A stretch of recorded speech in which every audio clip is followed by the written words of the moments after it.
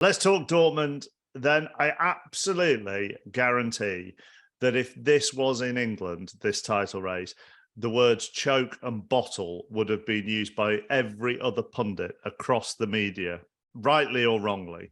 Has it been used in Germany, Seb? Well, yes. I mean, the discourse is slightly different, but the terminology isn't hugely different.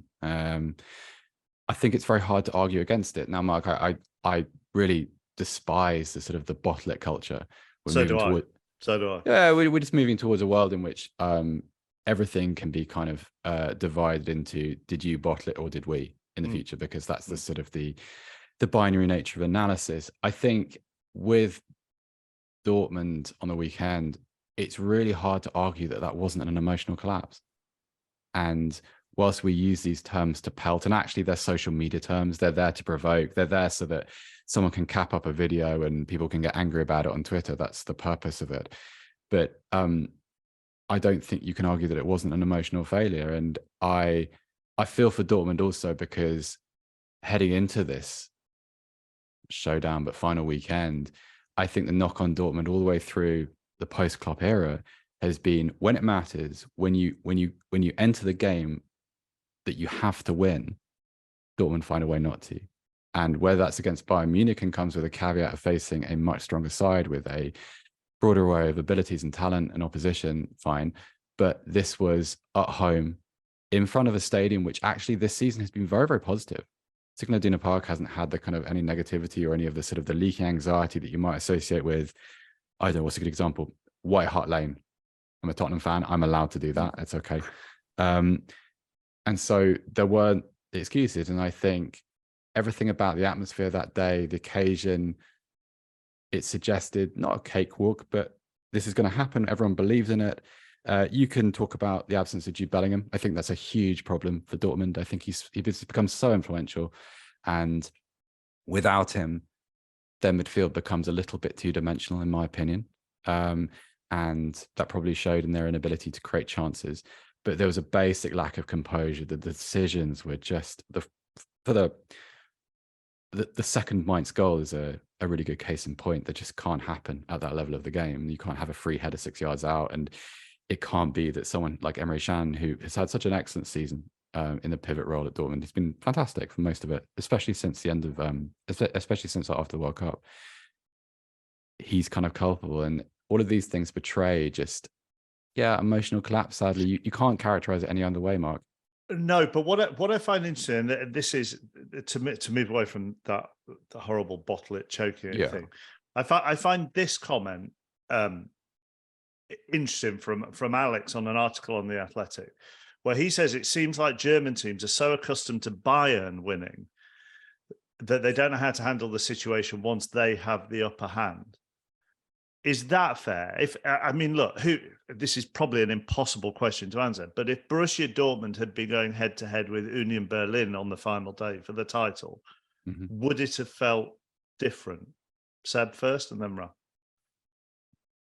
I think it's a really smart comment. I find it's probably quite a difficult thing to quantify, just because who else has been in this position really in this era of Bayern dominance, not the previous one, not the kind of the interhacking couple of minutes in Hamburg at the turn of the millennium. That's a sort of different situation.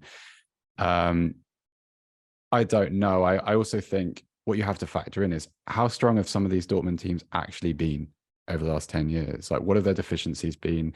I mean, this was the first season, in my opinion, where I looked at Dortmund and thought, they've solved some of their defensive issues. I believe in their midfield again. And yet you always have a little bit of an asterisk, because they've lost, over the past couple of seasons, they've lost Jadon Sancho, who, despite his struggles at Manchester United, was hugely influential. They've lost Erling Haaland, which is an absence no team in the world could really be able to move on from immediately.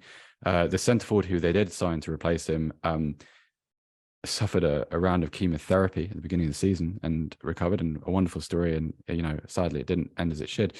But the point being is that it's very easy to be taken in by the kind of the psychological hold that Bayern Munich can have, and teams like that do. But I think the bigger issue is just the talent gap, the revenue gap, even when you get in the position, I think it takes so much and so much consistency for a side like Borussia Dortmund to survive a season and to be in a position to win a title. But when it comes to actually getting over the line, if you have any little fragilities, it kind of ends up looking like that if you don't really have ultimate conviction. I think that's about them rather than it is, Bayern Munich, or about the situation more specifically. Yeah, it's interesting because I think the discourse has been relatively benign towards Dortmund since what happened. And I think the reason for that is, there's a few reasons for that. I think, first of all, this wasn't a campaign where Dortmund had been leading for a long time and then they find at the last game they muck it up. This has been a campaign where they were miles off, came back, then were gone again, then Bayern opened the door again to them, but it didn't feel as if it was their title until that very last week. So I think people can be more forgiving because of that, unlike the cases with Leverkusen, for example, where they really threw it away on the last game of the season.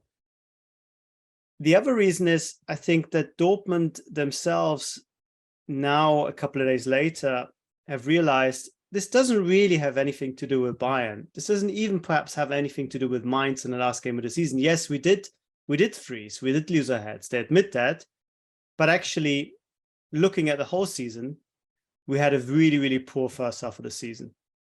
And if you are as poor as we were in the first half of the season, and there were extenuating circumstances, especially with Sebastian Haller not being there, you cannot expect to win the title. If they won the title 73 points, it would have been a miracle. As it was, they got 71. And you just cannot expect to win the league with 71 points. They picked up 25 points from the first 15 games. They only scored 25 goals in that. And looking back, they realized in the analysis that this is what cost them not the title, but a much better chance of winning it, because Bayern were historically poor and Dortmund were just averagely good. I think it was their fourth best season in the last 10 years, which is good, but it's not amazing. And ultimately that was the problem. And Seb is totally right. In the past, Dortmund have been criticized very harshly for losing against Bayern in big crunch games.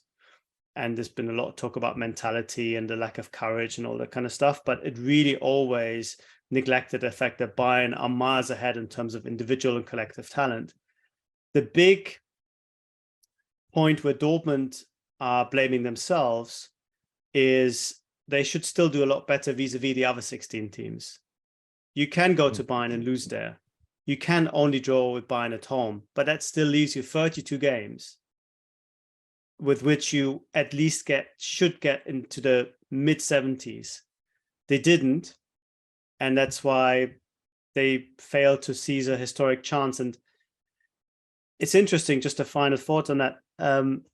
They were very optimistic going into the game that Bayern's weakness will allow them to be competitive in the next few years.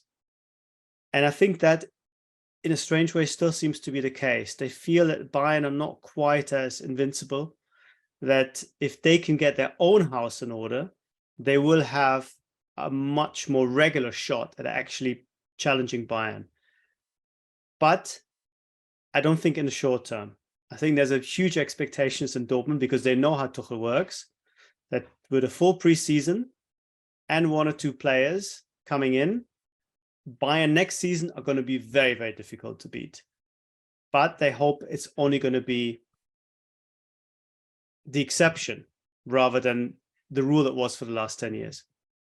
Yeah, because there is, I mean, you go on transfer rumors alone, Seb, and you basically see, here we go again, a summer where Dortmund get weaker or lose their biggest name or one of their biggest names, and Bayern only get stronger. And you mentioned that Dortmund's issues without Jude Bellingham. Well, it kind of looks like they're going to have to get used to it, doesn't it?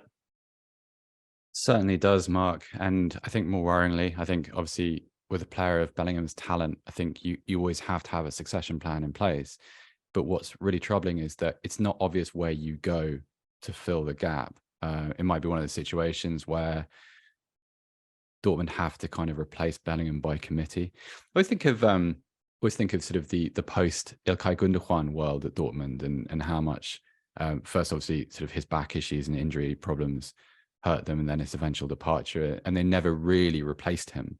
And fundamentally, it's because it's really difficult to replace very complete midfielders, and Bellingham is, you know, a lot younger than Gundogan was then, but would be similarly difficult to replace. And it feels like it would have to be not just a step back in terms of, and this is the mistake we always make, not just a step back in terms of losing an individual player and his attributes, but also his functionality within the side.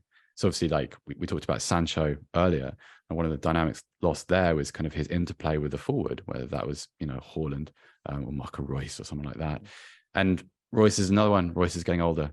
They're going to have to replace Raphael Guerrero, who's leaving, whose contract has expired. That's another problem. I still don't think the defense is quite as good as I expected it to be. At the beginning of the season, I thought Schlotterbeck and Süle would be alongside Mats Hummels there, would be a massive upgrade, and it has been to an extent, but in quite an unconvincing way. Schlotterbeck has had a very strange season, and in a very sort of up and down, rocks and diamonds sort of way. So there's a lot to do there. At the same time, I think Raph has mentioned this already, but you can see Bayern operating from a position of strength this summer. Someone like Victor Osimhen is probably out of their price range. I can't see Bayern spending more than 100 million euros on a single player. But if they were to sign a Kolo Muani, for instance, or if they were able to convince Tottenham to part with Harry Kane, that is a very significant change at the top of the league, clearly, in any country. But that's the nature of life in Dortmund's position. You have to be, you don't get to make the off the peg signings. You don't get to buy off the top shelf and say, right, well, in you go, ready-made solution. Let's go and let's not miss a beat. You have to take that step back and hope that the chemistry is immediate, or that the sum of the parts becomes greater than what you've invested. And I'd say, as fans, we think it's pretty easy, but history proves it's pretty difficult to get right.